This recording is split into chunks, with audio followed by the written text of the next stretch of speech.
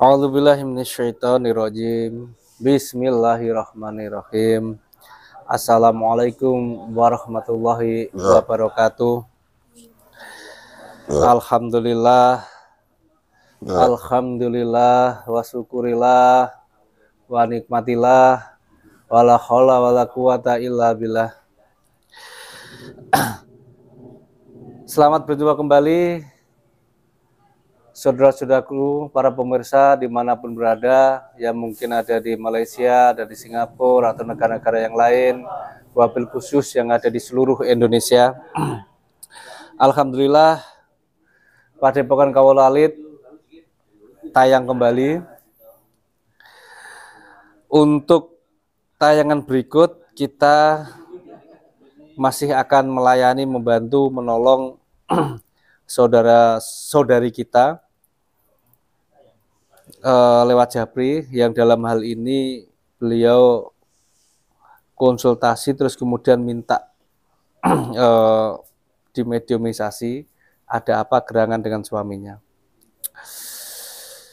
Baik pemirsa, saudara juga sekalian, sebelum kita membacakan Japrinya, seperti biasa Padepokan Kawula Alit minta bantuannya untuk memberi support, yaitu dengan cara subscribe, pencet like, komen, terus kemudian share, dan jangan lupa untuk memencet loncengnya. Saudara-saudara sekalian, semoga Allah senantiasa merahmati kita, memberi keselamatan, kesehatan, dilancarkan usaha kita, dilancarkan rezeki kita, dilancarkan urusan kita. Apabila ada para pemirsa, saudara-saudara yang kurang sehat, atau mungkin sanak saudaranya, atau mungkin family-familinya, semoga Allah senantiasa memberi kesehatan, mencabut penyakitnya, dan sembuh, tidak kambuh-kambuh lagi untuk selama-lamanya. Baik pemirsa, kita akan bacakan Japrinya dari pemirsa Padepokan Kawula Alit. Assalamualaikum Pak, saya mau konsultasi sama Kiai tentang rumah tangga saya. Saya lihat dari YouTube. Suami saya sudah nikah lagi sekarang, dia di rumah istri mudanya sudah hampir 10 hari. Dia tidak ke rumah saya lagi. Tolong Kiai dilihat suami saya apa ada diguna-guna sama istri mudanya, biar dia tidak ke rumah saya lagi. Saya tadi ke rumah istri mudanya, saya lihat suami saya pusing kepalanya, kayak orang bingung gitu. Istri mudanya tidak diperbolehkan suami saya ke rumah saya. Jadi suaminya ini tidak boleh kembali pulang ke rumah istri tuanya oleh istri mudanya. Kemudian sampai sekarang kurang lebih sudah 10 hari lebih. Jadi nanti kita akan coba tarik dari sisi goibnya yang ada di dalam tubuh suaminya, ada apa gerangan, apakah itu nikah lagi karena cinta murni, atau karena ada guna-guna, atau ada hal yang lainnya. Coba kita akan kulik, kita akan mencari tahu dari sisi goibnya. Komunikasi kami dengan goib bisa dipercaya, juga boleh nggak dipercaya, karena semuanya itu sifatnya hanya berkomunikasi, bisa iya bisa tidak, tapi paling tidak dari komunikasi ini mudah-mudahan kita bisa mengambil hikmahnya untuk kehati-hatian kita untuk perjalanan kita selanjutnya, karena permasalahan ini mungkin saat ini menimpa kepada saudari kita yang jauh di sana, tapi bukan tidak mungkin besoknya lagi akan terkena di kita. Nauzubillah min dzalik, semoga jangan sampai terjadi seperti itu. Tapi yang jelas ini yang terjadi dengan saudari kita. Baik pemirsa, untuk mengetahui lebih jauh, lebih dalam lagi mengenai keluhan pemeriksa kita tadi, kita akan langsung menarik goibnya yang ada di dalam tubuh suami dari pemirsa kita tadi. Untuk supaya lebih jelasnya, langsung kita tarik aja dan kita tonton bersama apa yang sungguhnya terjadi. A'udzubillahi minasyaitonirrajim. Bismillahirrahmanirrahim. Ya Allahirrahmanirrahim.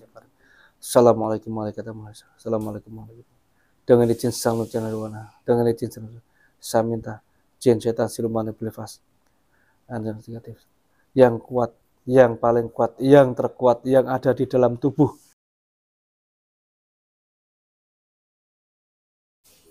dengan izin sang nurjana, yang paling kuat, yang terkuat, apapun bentuknya yang bisa memberi penjelasan mengenai perjalanannya, kenapa sampai menikah lagi dan kenapa sampai melupakan istri tuanya. Dengan izin sang cendewana, otomatis ketarik dan ada di tangan saya. Allah, Allah.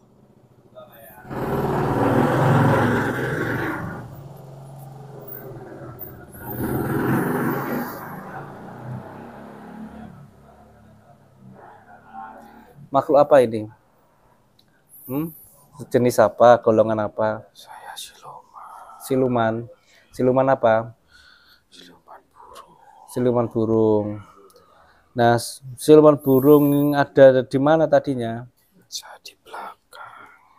Di belakangnya. Dipakainya? Belakang. Di belakangnya. Belakang tubuhnya. Lah, ada di tubuh ini diperintah atau memang khodamnya dia? Saya khodamnya. Oh, khodamnya. Lah, khodam dari mana dulunya? Dari keturunan leluhurnya. Dari leluhurnya. Berarti kamu tahu semua perjalanannya ya? Baik. Saya mau tanya ini. Ini orang nikah lagi menurut cerita istrinya itu benar apa enggak? Ya. Iya. Lah itu bisa nikah lagi karena cinta atau karena apa? Cinta ada. Karena cinta ada. Ada. Terus? Hal gaib juga ada. Gaibnya juga ada. Gitu. Lah dia kok bisa sampai nikah lagi itu kenapa dengan istri tuanya? Ya begitulah rumah tangga. Kamu ceritakan aja supaya bisa buat pembelajaran kepada si istrinya tadi, gitu kan? Terus juga untuk khalayak umum supaya bisa buat pembelajaran dan hati-hati gitu loh. Dalam berumah tangga itu kan pasti ada kurang ada lebihnya. Paling tidak dengan nanti menonton tayangan ini dia akan tahu mana-mana yang harus diperbaiki, mana-mana yang harus ditambah perbaikannya kan gitu. Nah, coba ceritakan, ada apa sebetulnya kalau dia sampai nikah lagi itu? Hanya karena nafsu atau karena ada problem rumah tangga sebelumnya? Satu, karena permasalahan pribadi itu tidak bisa diungkap, nggak bisa karena urusan diungkap. pribadi. Tapi intinya ada permasalahan di sana. Ada. Masalah ekonomi atau masalah ranjang? Ya, itu. Masalah ekonomi? Bukan. Masalah ranjang. Oh, jadi ada ketidakpuasan di sana. Yang dua, ada ketidakcocokan saja. Ada ketidakcocokan, berarti ada selang pendapat. Jadi ada ketidakakuran di sana, sehingga mungkin suaminya merasa jenuh, merasa bosan, atau karena konflik terus gitu ya. Akhirnya dia mencari pelampiasan keluar. Nah, ini sampai nggak mau pulang itu karena tidak mau ada keributan itu atau karena memang ditahan oleh hal gaib? Dua-duanya. Dua-duanya. Ya, sekarang kan ini istrinya minta tolong sama kami nih. Untuk apa? Untuk mau pulang gitu ya ke istri tuanya. Tapi yang jelas kan kondisi sekarang ini sudah pasti dia punya istri dua. Artinya orang ini harus adil. Ya itu gimana ya? Penyebab pertama. Karena tidak bisa adil. Mm-mm. Seharusnya Mm-mm. satu saja cukup. Ya, ya, Karena ya. mengikuti hawa nafsu Mm-mm. dan keegoisan masing-masing. Ya, ya. Nah, ini pemirsa saudaraku sekalian, sampai di sini kita bisa mengambil kesimpulannya bahwa komunikasi dalam rumah tangga itu penting. Yang lebih penting lagi, itu masing-masing bisa menempatkan diri. Yang seorang suami bisa menempatkan diri sebagai seorang suami, sebagai seorang pemimpin, sebagai seorang ayah. Seorang perempuan istri itu bisa menempatkan diri sebagai seorang istri, bisa menempatkan diri sebagai seorang ibu untuk anak-anaknya, dan bisa menempatkan diri sebagai ibu rumah tangga. Maka di saat masing-masing sudah bisa menempatkan diri, maka dia akan tahu kewajiban dan haknya. Di saat sudah tahu hak dan kewajibannya, insya Allah tidak akan terjadi apa-apa. Satu. Yang kedua, mau istri, mau suami, jangan pernah membandingkan istri kita atau suami kita dengan orang lain. Sekali kita membandingkan, pasti rusak. Karena yang di luar itu pasti akan kelihatan lebih sempurna, lebih baik, dan lebih menggoda. Yang di rumah, itu pasti kalah karena setiap hari sudah sama kita. Nah, itu diingat-ingat ya saudara, dimanapun berada. Jangan pernah kita membandingkan istri kita, jangan membandingkan suami kita. Dan lagi bisa menempatkan diri masing-masing seperti yang tadi saya bilang. Oke, sekarang kita lanjut ke komunikasi kita. Nah, sekarang kalau seandainya saya minta ke kamu, tapi sebelum saya pengen tanya, kamu udah muslim belum? Belum. Nah, kalau saya muslimkan, terus kemudian saya minta tolong kamu untuk menetralisir negatifnya, karena kalau sudah nikah, kita juga nggak berani untuk membubarkan. Karena pernikahan itu udah pasti ada kehendaknya Allah. Karena ada 3 hal yang mutlak itu atas kuasanya Allah, yaitu mati, rezeki, dan jodoh. Ya, Jadi kalau sudah menjadi jodoh ini ya, biar Allah sendiri yang nanti yang memberi jalan keluarnya, apakah mau berterus mendua tapi bisa berbuat adil, atau karena tidak bisa berbuat adil ya diambil salah satu. Tapi ya dalam kondisi seperti ini harusnya ya berbuat adil dalam segala hal maksudnya. Maka untuk para suami ya kalau memang nggak bisa adil ya mendingan nggak usah 2, uang 1 aja nggak habis gitu ya kira-kira. Nah, kira-kira mau nggak kamu nanti minta tolong seperti itu? Tapi tentunya kamu harus muslim dulu, gitu kan? Supaya kamu nanti juga sempurna menjadi manusia utuh lagi, gitu kan? Dengan ilmu-ilmu yang baru, dengan menjadi jamaahnya sang Narjana, insya Allah nanti kamu bisa untuk membantu yang selama ini kamu ikutin itu, ya. Ya sudah, ya Allah, dengan izin serwana dan saya minta supaya dimudahkan makhluk ini mengucapkan 2 kalimat syahadat, disinkronkan antara ucapan, pikiran, dan hati, dibukakan tenggorokannya, dilemaskan lidahnya untuk mengucap 2 kalimat syahadat. Apabila ada penghalang atau yang menghalang-halangi untuk mengucap 2 kalimat syahadat, otomatis akan hancur semuanya. Allah. Ayo diikutin ya. Bismillah. Bismillahirrahmanirrahim. Asyhadu alla ilaha illallah wa asyhadu anna Muhammadar Rasulullah.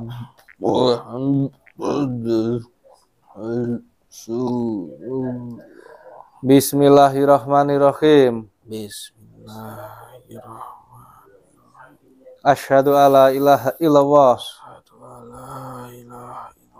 wa asyhadu anna Muhammadar Rasulullah. Bismillahirrahmanirrahim.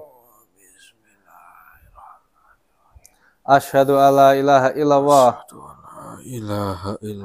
wa asyhadu anna Muhammadar Rasulullah. Asyhadu anna Muhammadar Rasul. Bismillahirrahmanirrahim. Bismillahirrahmanirrahim. Asyhadu alla ilaha illallah Asyhadu an la ilaha illallah wa asyhadu anna Muhammadar Rasulullah. Ya Allah ya Rahman ya Rahim. Dengan itu saya minta makhluk ini beri kesempurnaan, sempurna fisiknya, sempurna Islam imannya, sempurna ibadahnya, dan diberi ketakwaan kepada Allah, dan kemudian dimasukkan ilmu tarekoh dari wahana sabanah wasyatirah, lengkap dengan amaliyahnya, lengkap dengan ilmu-ilmunya, dengan doa zikirnya, semuanya simbol-simbol dan gerakannya semuanya menjadi faham dan bisa dilaksanakan dengan istiqomah. Allah. Coba lihat badan kamu, sudah sempurna belum? Sudah. Pakaiannya apa?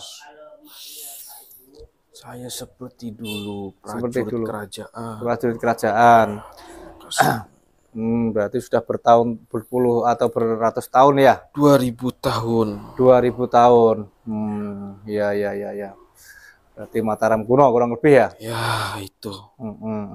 Ya udah, kamu udah sempurna sekarang sebagai manusia seutuhnya, manusia yang beriman, bertakwa kepada Allah, ya. Dan kamu sekarang sudah menjadi jamaahnya Sang Yang Nur Cahaya Nirwana, maka kamu sekarang ya tugasnya zikir kepada Allah. Dan kemudian sekarang saya minta tolong sama kamu untuk membersihkan energi-energi negatif yang ada di dalam tubuhnya, supaya bersih semuanya, bisa berbuat adil kepada kedua istrinya. Dan ya adil itu semuanya, ya pulangnya gantian, ya nafkahnya, nafkah lahir batinnya harus jaga jelas gitu kan. Dan mudah-mudahan setelah ini nanti istri tuanya yang kemarin-kemarin mungkin ada masalah menjadi sadar, dan kemudian menjadi orang yang bisa introspeksi diri, memperbaiki dirinya, memperbaiki sifat akhlaknya semuanya, sehingga suaminya merasa nyaman ada di rumah gitu kan. Sehingga suaminya juga bisa menempatkan diri untuk menjadi orang yang adil, orang yang bijak gitu ya. Coba kamu tarik semua energi-energi negatifnya yang ada di dalam tubuhnya, juga yang ada di tubuh kedua istrinya ya. Bismillahirrahmanirrahim. Dengan izin Sang Yang Nur Cahaya Nirwana, saya tarik semua makhluk gaib yang ada di tubuh keturunan saya beserta istrinya, semuanya tanpa terkecuali beserta kodam-kodamnya, karena sudah perintah. Mari semua.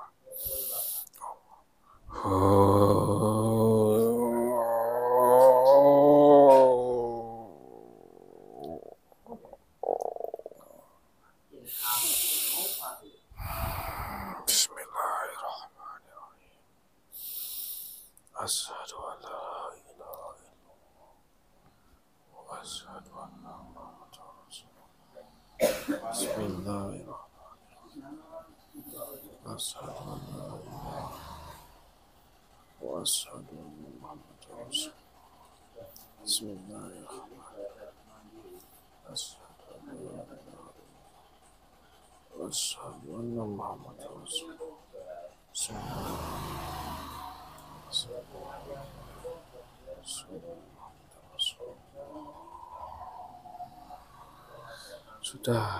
Sudah semuanya. Coba dicek lagi semuanya. Itu Sisanya aja. nanti beri mereka arahan untuk saling rukun saja sudah cukup. Ya. Saling memaafkan itu akan menghilangkan sedikit demi sedikit. Ya. Ya sudah, sekarang tugas kamu adalah zikiran sesuai petunjuk yang diberikan oleh Sang Yang Nur Cahaya Nirwana. Terus kemudian kamu doakan keluarga ini, mau istri tua mau istri mudanya, untuk senantiasa bisa beribadah kepada Allah. Di saat nanti beribadah kepada Allah, insya Allah ya, itu tidak akan kebawa nafsu yang berlebihan. tapi semua dilakukan itu karena semata-mata beribadah kepada Allah. Nikah dua juga karena ibadah kepada Allah, memberi nafkah lahir batin kepada istri-istrinya karena ibadah kepada Allah. Begitu juga istri-istrinya melayani suaminya karena ibadah kepada Allah. Tentunya kalau beribadah kepada Allah itu harus ada kesabaran, ada keikhlasan, ada pengabdian. Gitu ya. Sudah kamu doakan, nanti bisikin suaminya itu supaya bisa berbuat adil. Sekarang kamu langsung ke majelis pusat saja dulu, sowan kepada Sang Hyang Nirwana, minta petunjuknya, kemudian kamu doakan di bawah semuanya itu ya. Saya pamit. Ya. Assalamualaikum warahmatullahi wabarakatuh. Waalaikumsalam warahmatullahi wabarakatuh. Pemirsa, saudara-saudaraku, dimanapun berada, kembali lagi kita bisa mengambil hikmah. Ada pembelajaran lagi dari kejadian ini. Semoga setelah ini kita doakan bersama keluarga itu menjadi akur, menjadi keluarga yang sakinah, warahmah, mawaddah, walaupun sekarang harus berdua, harus mendua gitu ya. Mudah-mudahan Allah memberi kemampuan kepada yang lakinya ini berbuat adil, bijak dalam mengambil sikap, terus adil dalam mengatur entah secara fisiknya, entah secara batiniahnya. Yang terpenting yang perlu kita pahami semuanya, istri atau suami itu sesungguhnya adalah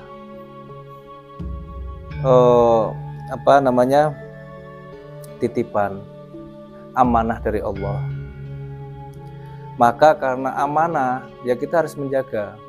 Seorang suami harus memberi kedamaian, kebahagiaan, kecukupan, dan kenyamanan kepada istrinya. Istrinya harus bisa melayani, memberi kedamaian, juga memberi kebahagiaan suaminya di rumah. Karena surganya rumah itu ya karena istri. Kalau istrinya lembut, lemah lembut gitu ya, ngerti akan kebutuhan dan kemauannya suami, itu insya Allah akan menjadi surga. Tapi kalau istri itu tidak bisa menempatkan diri sebagai istri, yang ada hanya tuntutan dan protes-protes saja, ya akhirnya akan jadi masalah. Untuk itu mari sama-sama kita belajar untuk menjadi seorang suami yang bertanggung jawab sesuai yang diperintahkan oleh Allah. Belajar menjadi seorang istri yang tawaduk kepada suami sesuai yang diperintahkan oleh Allah. Karena Allah itu lebih mencintai, menyukai seorang istri itu yang bertawaduk, mengabdi kepada suami. Karena ingat, surganya istri itu ada di ridhonya suami. Maka ayo sama-sama kita belajar introspeksi diri untuk menjadi yang terbaik buat suami kita, untuk menjadi yang terbaik untuk istri kita. Demikian dari kami tim Kaula Alit. Apabila ada kurang lebihnya, tidak ada niat kami untuk menggurui, tapi semata-mata kita mengajak untuk belajar sama-sama untuk menjadi orang yang lebih bijak, menjadi orang yang lebih adil. Demikian, ada kurang lebihnya kami mohon maaf. Wabil taufiq wal hidayah, waridha wal inayah. Wassalamualaikum warahmatullahi wabarakatuh.